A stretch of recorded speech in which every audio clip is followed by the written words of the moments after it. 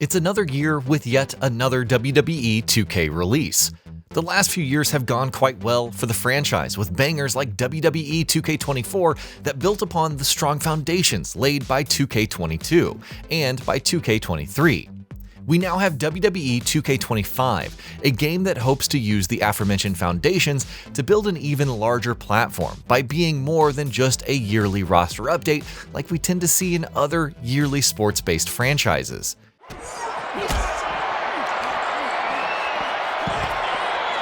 Picked up and being carried around now. Running sit-out powerbomb. And he scores a reversal on Rollins. WWE 2K25 has a host of new features that touch every aspect of the game, from an enhanced creation suite to the WWE Universe mode, and even a brand new story through MyRise. However, some of these new features don't quite manage to hit the high bar set by the game's predecessors. Let's get the biggest new additions out of the way.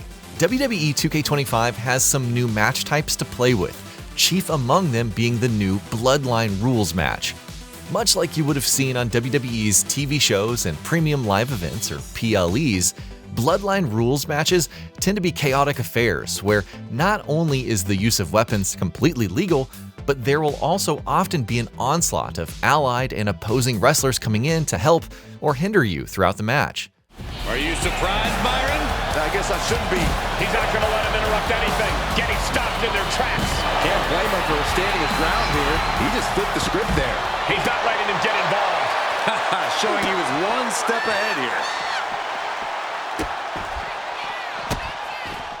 WWE 2K25 is able to accurately recreate almost the same level of chaos with the new match type. While relatively dull in single player, the Bloodline Rules match tends to be great for when you have a party going, since every player can take control of each one of the interrupting wrestlers. MyRise has also seen some changes. Unlike the last time, the new MyRise story, dubbed Mutiny, allows you to take on the role of both a male and a female wrestler. This comes down to the fact that the story mode is no longer divided between those two individual storylines. The story revolves around current and former wrestlers from the NXT rosters that have decided to invade Raw and SmackDown to ensure that their organization becomes the dominant brand for WWE going forwards.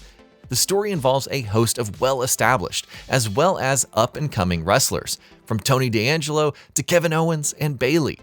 Fighting off the mutiny alongside your two created wrestlers are legends like CM Punk, as well as NXT alums like Becky Lynch that don't agree with Mutiny's methods.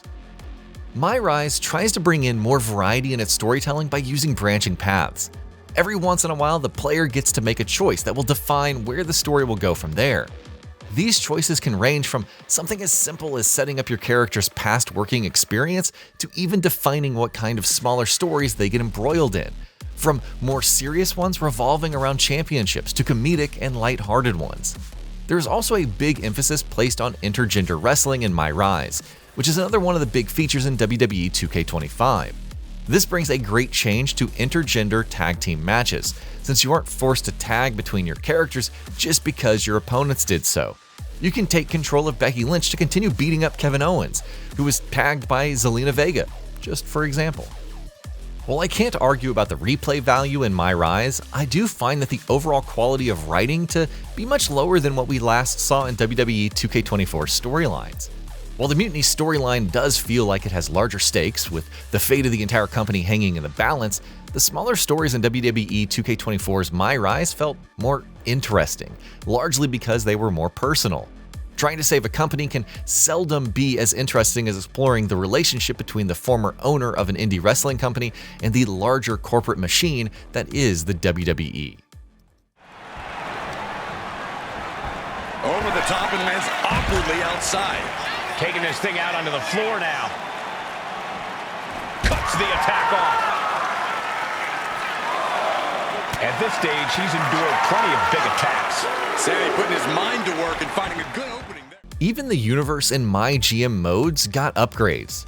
The Universe mode is the more interesting one here, since players can now set up full-on promo segments that allow them to better build rivalries between members of their rosters.